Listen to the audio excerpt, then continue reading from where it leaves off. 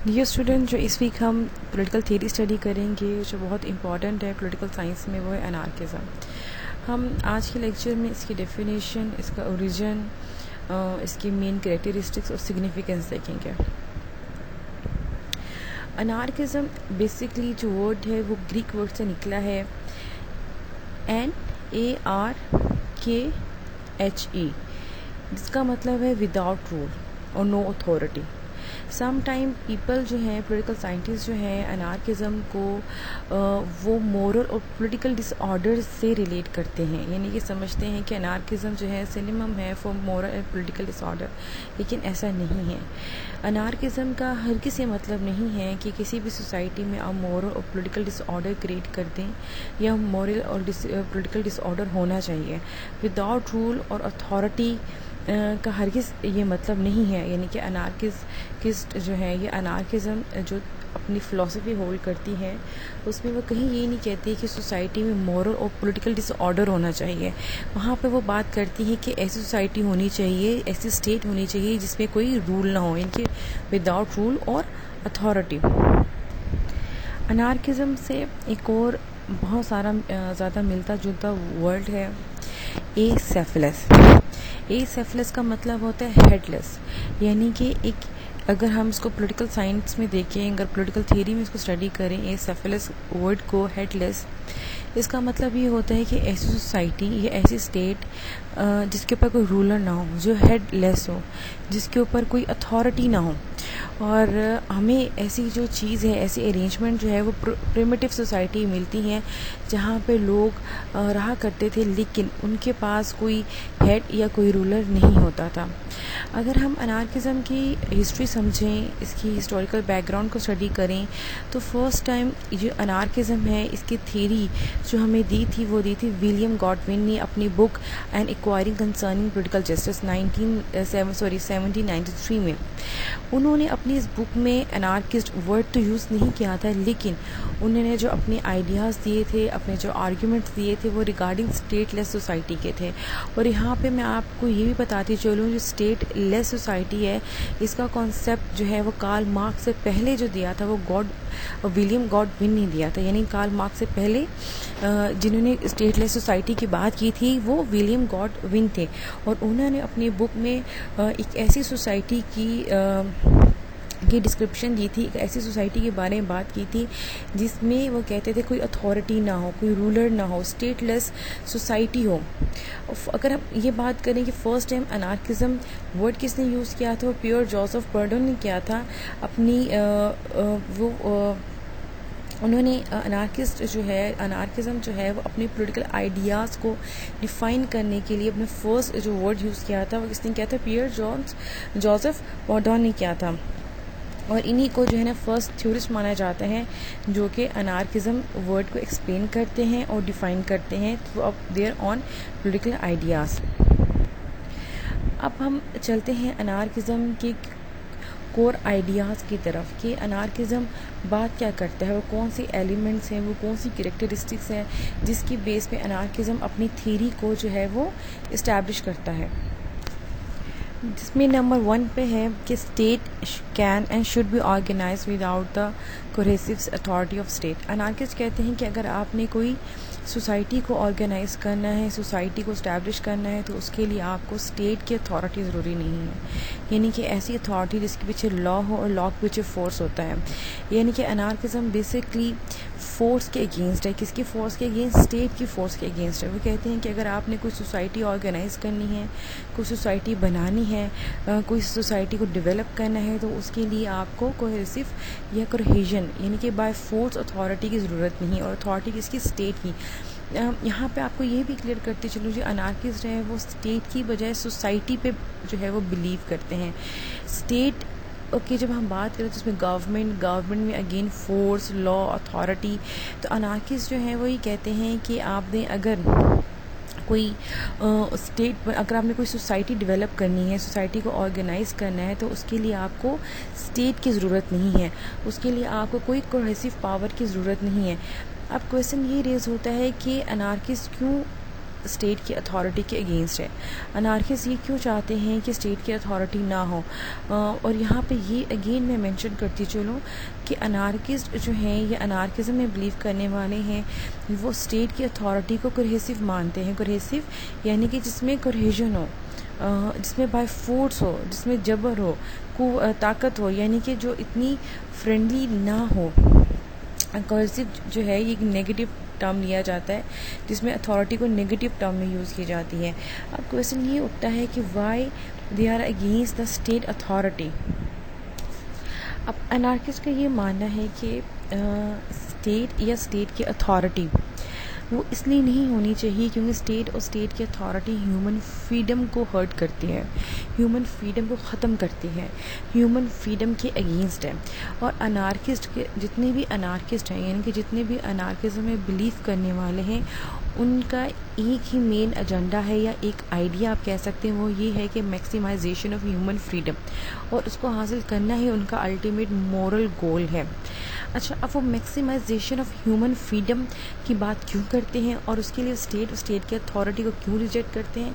वो ये कहते हैं कि इंसान, यानी कि जिनका बेसिक अजम्पशन है अनार्किज्म का, वो ये है कि जो इंसान है बाय नेचर पीस लविंग है, कोऑपरेटिव है, वो अच्छा है, वो सेल्फ रेगुलेटिव है, उसके लिए किसी अथॉरिटी या स्टेट का होना ज़रूरी नहीं है। यानी कि इंसान जो है बाय नेचर अपने आप को खुद रेगुलेट कर सकता है, खुद अच्छा बुरा जान सकता है, क्योंकि वो पीस लविंग है, वो कोऑपरेटिव है, इसलिए उसको स्टेट की अथॉरिटी की ज़रूरत नहीं है। अगर स्टेट या उसकी अथॉरिटी अवेलेबल होती है, मौजूद होती है, तो इसका मतलब ये है कि उसका जो मैक्सिमम फ्रीडम है या मैक्सिमम लिबर्टी है वो ख़त्म हो जाएगा। यानी कि ह्यूमन जो अनार्किज्म का बेसिक एजेंडा है, बेसिक गोल है, वो क्या है? Maximisation of human freedom. अगर उसके लिए कोई स्टेट या उसकी अथॉरिटी होती है तो क्या होगा कि ह्यूमन की जो फ्रीडम है वो मैक्सिमाइज नहीं रहेगा, वो लिमिटेड हो जाएगा। तो जो उसकी नेचर है, ह्यूमन नेचर जो है, क्योंकि वो पीस लविंग है, कोऑपरेटिव है, वो सेल्फ रेगुलेटिव है, तो उसके लिए स्टेट या स्टेट की अथॉरिटी का होना ज़रूरी नहीं है। इस कॉन्सेप्ट के अगर हम ऑपोजिट में बात करें तो वेस्टर्न अथॉरिटीज़ हैं या वेस्टर्न फिलासफीज़ हैं, वो ये कहती हैं इस पॉइंट को, यानी कि जो अजम्पशन है, मेन अजम्पशन आर्किज्म का, कि ह्यूमन जो है पीस लविंग है, कोऑपरेटिव है, सेल्फ रेगुलेटिव है, उसके लिए स्टेट या उसकी अथॉरिटी का होना ज़रूरी नहीं है। अगर हम इसके वेस्टर्न फ़िलासफ़ी की बात करें तो वेस्टर्न फ़िलासफ़ी इस पॉइंट को क्रिटिसाइज़ करती है। वो ये कहती है कि इंसान जो है बाय नेचर सेल्फिश है, वो सेल्फिश है और सेल्फ लवर है, वो वॉर लाइक है, यानी कि वो जंग को पसंद करता है, वो अपने इंटरेस्ट को फुलफ़िल करना चाहता है, अपने इंटरेस्ट को फॉलो करता है, वो सेल्फिश है। यहाँ पर यानी कि जो अनार्किज्म है वो कहते हैं कि ह्यूमन बाय नेचर लविंग है, कोऑपरेटिव है, लेकिन जो वेस्टर्न डिफरेंट अदर फ़िलासफ़ीज़ है वो कहती हैं कि ह्यूमन बीइंग जो है वो सेल्फिश है। तो यहाँ पे इनकी आपस में कॉन्ट्रडिक्शन आ जाती है। अब क्वेश्चन अगेन ये उठता है कि अनार्किस्ट जो है वो क्या हर किस्म की अथॉरिटी के अगेंस्ट है, क्योंकि वो स्टेट उसकी अथॉरिटी को तो नहीं मान रहे, वो सोसाइटी की बात कर रहे हैं, स्टेट उसकी अथॉरिटी को बिल्कुल रिजेक्ट कर रहे हैं। अगर हम सोसाइटी की भी बात करें तो सोसाइटी में भी कई किस्म के इंस्टीट्यूशंस होते हैं, अदारे होते हैं, या कुछ चीज़ें कुछ आप ऑर्गेनाइजेशन कह सकते हैं ऐसे होते हैं जिनके पास अथॉरिटी होती है और वो अपनी अथॉरिटी के ही बेस पे काम कर रहे होते हैं। फॉर एग्ज़ाम्पल जैसे कि किसी डॉक्टर के पास अथॉरिटी होती है, किसी साइंटिस्ट के पास अथॉरिटी होती है। डॉक्टर आपको कोई दवाई रिकमेंड करें तो आपको खानी पड़ती है क्योंकि डॉक्टर की वो अथॉरिटी है, और वो खानी इसलिए क्योंकि वो आपके लिए फ़ायदेमंद है। तो अनार्किस्ट जो है वो बेसिकली ऐसी अथॉरिटीज़ के अगेंस्ट नहीं है जो स्पेशलिस्ट है, यानी कि जो स्पेशलाइज्ड है, जो एक्सपर्ट है। यानी कि अनार्किस्ट जो है वो एक्सपर्ट अथॉरिटीज़ को रिजेक्ट नहीं करते, उनको सपोर्ट करते हैं, उनको फेवर करते हैं। वो कहते हैं जो ये एक्सपर्ट अथॉरिटीज़ हैं हमारी सोसाइटी में, ये ह्यूमन की बिहेवियर रेगुलेशन के लिए जो है ये फ्रूटफुल हैं, ये उसके लिए ख़तरनाक नहीं है। हाँ, अच्छा, अब अनार्किस्ट जो है वो कुछ ऐसी अथॉरिटी के अगेंस्ट है जो ह्यूमन बिहेवियर को ओवरऑल रेगुलेट करने की कोशिश करते हैं। फॉर एग्जांपल अगेन डॉक्टर है तो वो एक स्पेसिफिक बिहेवियर को या स्पेसिफिक वे में अपनी अथॉरिटी यूज़ करेगा, और जब वो मेडिसिन एक पेशेंट लेता है तो जब वो सेहतयाब हो जाता है तो वो डॉक्टर की अथॉरिटी ख़त्म हो जाती है। लेकिन कुछ ऐसी अथॉरिटीज़ हैं, कुछ ऐसे इंस्टीट्यूशंस होते हैं जो ह्यूमन बीइंग के ओवरऑल जो है वो उसके बिहेवियर को रेगुलेट करने की कोशिश करते हैं, और वो भी बग़ैर किसी स्पेशल या स्पेशलाइज या बग़ैर किसी एक्सपर्ट हुए। अनार्किस्ट जो हैं वो इस तरह की अथॉरिटी के अगेंस्ट वो कहते हैं कि स्टेट और स्टेट की अथॉरिटी जो है वो इस तरह की अथॉरिटी है जो ओवरऑल ह्यूमन बिहेवियर को रेगुलेट करने की कोशिश करती है।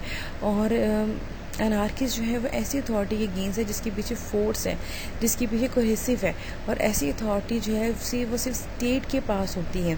तो अनार्किस्ट कहते हैं कि हर वो अथॉरिटी जिसके में कोई एक्सपर्ट ना हो, जो एक्सपर्ट अथॉरिटी ना हो, और जो कि ओवरऑल ह्यूमन एग्जिस्टेंस के लिए ख़तरनाक हो, ह्यूमन एग्जिस्टेंस को बाय फोर्स रेगुलेट करती हो, ह्यूमन एग्जिस्टेंस को ओवरऑल रेगुलेट करती हो, उस अथॉरिटी के अनार्किस्ट जो हैं वो अगेंस्ट है। और ऐसी अथॉरिटी अनार्किस्ट के अकॉर्डिंगली स्टेट और स्टेट के पास ही होती है। तो अब तक हमें ये बात तो समझ आ गई, जितने भी अनार्किस्ट हैं वो जो उनकी कॉमन बेस है वो यही है कि वो स्टेट और स्टेट की अथॉरिटी को रिजेक्ट करते हैं और एक स्टेटलेस सोसाइटी की बात करते हैं, यानी कि ऐसी सोसाइटी जिसमें स्टेट ना हो, स्टेट की अथॉरिटी भी एग्जिस्ट ना करती हो। अब डिफ़र कहाँ करते हैं, यानी कि अनार्किस्ट जो है उनके व्यूज़ आपस में डिफरेंस कहाँ रखते हैं या डिफरेंस कहाँ क्रिएट होता है। वो डिफरेंस यहाँ क्रिएट होता है जब अनार्किस्ट बात करते हैं कि एक स्टेटलेस सोसाइटी में इकोनॉमिक अरेंजमेंट्स कैसे होनी चाहिए, इकोनॉमिक एक्टिविटीज़ को कैसे कंडक्ट करें। अगर आप अथॉरिटी और स्टेट को जो है बिल्कुल ही उसकी नॉन एग्जिस्टेंस की बात करते हैं, उसकी रिजेक्शन की बात करते हैं, तो यहाँ पे दो एक्सट्रीम व्यूज़ हैं। एक एक्सट्रीम जो है वो अपने आप को कनेक्ट कर लेती है लिबरलिज्म से, यानी कि वह एब्सोल्यूट इंडिविजुअल लिबर्टी की बात करती है कि एक इंडिविजुअल के पास मैक्सिमम लिबर्टी होनी चाहिए, लेकिन मैक्सिमम लिबर्टी जो है वो किस स्फेयर में होनी चाहिए, वो इकोनॉमिक स्फेयर में होनी चाहिए। यानी कि एक इंडिविजुअल के पास इतने राइट्स होने चाहिए कि वो अपनी इकोनॉमिक एक्टिविटीज़ को रेगुलेट कर सके, उसको कंडक्ट कर सके, क्योंकि अनार्किस्ट ये बिलीव करते हैं कि ह्यूमन जो है बाय नेचर सेल्फ रेगुलेटिव है। अगर वो प्राइवेट प्रॉपर्टी रखता है तो उसके पास इतनी राइट्स होने चाहिए, उसके पास इतनी लिबर्टी होनी चाहिए कि वो अपनी प्राइवेट जो प्रॉपर्टी को रख सके, उसको रेगुलेट कर सके। जब अनार्किज्म लिबरलिज्म से मिलता है तो वो बनता है लिबर्टेरियनिज्म। ठीक है, ये एक लिबरलिज्म की ही फर्दर एक्सटेंशन है। और इस आइडिया को जो बहुत ज़्यादा इस पर जो बिलीव रखते हैं वो मैक्स स्टेनर है, एमरसन है और टैकर है। अब इसके जो सेकंड एक्सट्रीम पर है वो कहते हैं कंप्लीट कॉमन ऑनरशिप, यानी कि जो एक एक्सट्रीम है वो इंडिविजुअल की लिबर्टी की बात करती है। एक सिंगल पर्सन के पास इतनी मैक्सिमम इंडिविजुअल लिबर्टी होनी चाहिए कि वो अपनी इकोनॉमिक एक्टिविटीज़ को, इकोनॉमिक स्फेयर को खुद डील कर सके, उसको रेगुलेट कर सके, उसको खुद, यानी कि अगर वो प्राइवेट प्रॉपर्टी रखना चाहता है तो उसके पास इतनी मैक्सिमम लिबर्टी होनी चाहिए। और जो दूसरा एक्सट्रीम एंड है अनार्किज्म का, वो बात करता है कंप्लीट कॉमन ओनरशिप, यानी कि ऐसी सोसाइटी जिसमें हर शख्स ही हर चीज़ का मालिक हो, यानी कंप्लीट कॉमन ओनरशिप। जैसे कि हमने पिछले लेक्चर सोशलिज्म में बात की थी कि एक सोसाइटी स्टेटलेस सोसाइटी हो, हर बंदा जिसका जो दिल करे वो कर सकता हो, और एक कॉमन ओनरशिप होनी चाहिए। यानी कि यहाँ पर अनार्किज्म जब कॉमन ओनरशिप की बात करते हैं तो वो सोशलिज्म से या कम्युनलिज्म से जाके मिल जाते हैं। और अगर हम इसको थोड़ा सा और एक्सप्लेन करें तो हम इसको इस तरह समझ सकते हैं कि जैसे कैपिटलिज्म में जो कैपिटलिस्ट है वो मीन्स ऑफ प्रोडक्शन जो है वो कंट्रोल करता है, लेकिन अनार्किज्म ये कहते हैं कि नहीं, अगर आपने स्टेटलेस सोसाइटी बनानी है तो उसमें कॉमन ऑनरशिप होनी चाहिए। किसी एक पर्सन या ग्रुप ऑफ पीपल के पास ऑनरशिप नहीं होनी चाहिए मीन्स ऑफ प्रोडक्शन के ऊपर, बल्कि वो कॉमनली ओन उसको होना चाहिए। और अपनी इसी कैरेक्टरिस्टिक की वजह से वो कम्युनिज्म से जाके मिल जाते हैं। और इस जो व्यू को जो सपोर्ट करते हैं वो जोसेफ है, बेकिनम है, पीटर है। अच्छा, ये दो एक्सट्रीम्स हैं, यानी कि ये दो टाइप्स हैं अनार्किज्म की, यानी कि एक लिबर्टेरियनिज्म के साथ जाके मिल जाते हैं, दूसरा कम्युनिज्म के साथ जाके मिल जाता है।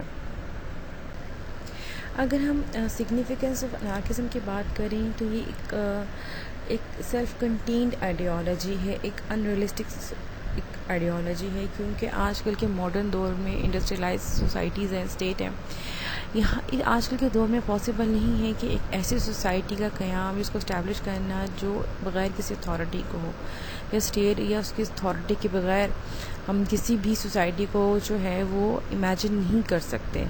और ये इस थ्योरी का सबसे बड़ा ड्रॉबैक है आजकल के दौर में कि हम मॉडर्न सोसाइटी को, एडवांस सोसाइटी को जो है स्टेट के बगैर इमेजिन नहीं कर सकते, जबकि स्टेट एक बहुत स्ट्रॉन्ग इंस्टीट्यूशन बन चुका है जब से इंडस्ट्रियलाइजेशन हुई है, in order to protect the maximum interest and liberty of an individual.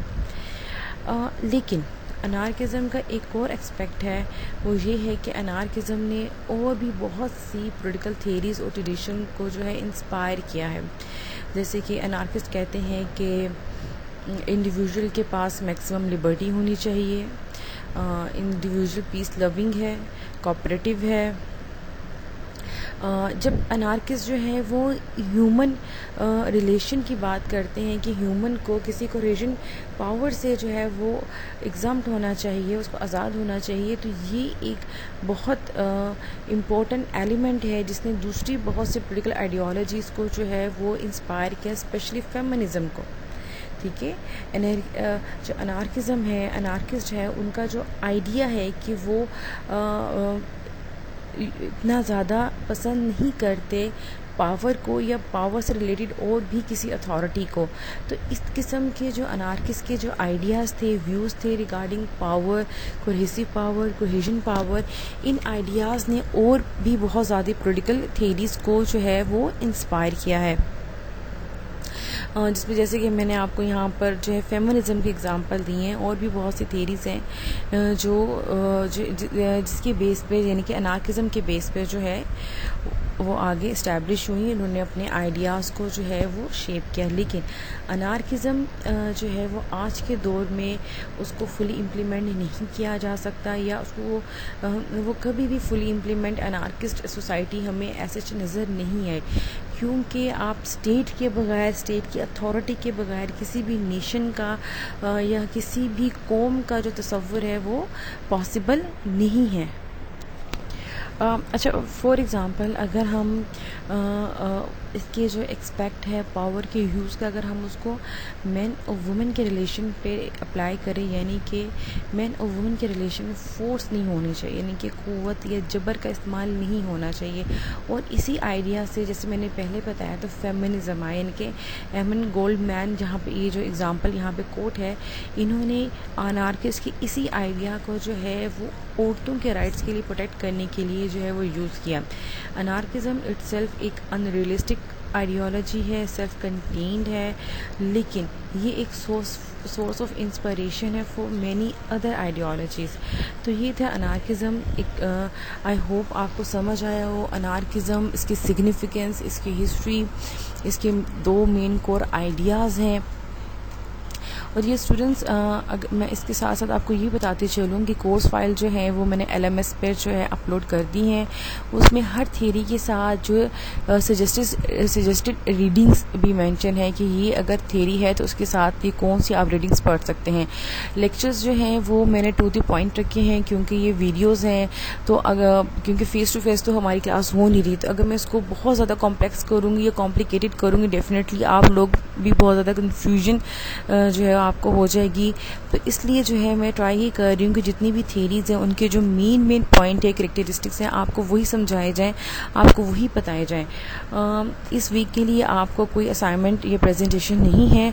हाँ, लेकिन मैं आपने एक असेसमेंट आपने एक टास्क मैं आपको दे रही हूँ, वो ये है कि आप लोगों ने अनार्किज़म के ऊपर, क्योंकि जब मैंने अनार्किस्ट थ्योरी पढ़ाई है तो साथ साथ इसके थोड़े से ड्रॉबैक्स भी बताती गई हूँ, तो आपने अनार्किज़म के ऊपर क्रिटिसिज्म लिखना है। वो एक पैराग्राफ का भी हो सकता है, वो 2 पैराग्राफ के भी हो सकते हैं, टोटली अप टू यू। ठीक है, ये असाइनमेंट तो आप उसको नहीं कह सकते, लेकिन आप, क्योंकि हमारी ऐसा फिर क्लासेस नहीं हो रही, तो आप उसको एक क्लास असेसमेंट कह सकते हैं। Thank you so much students.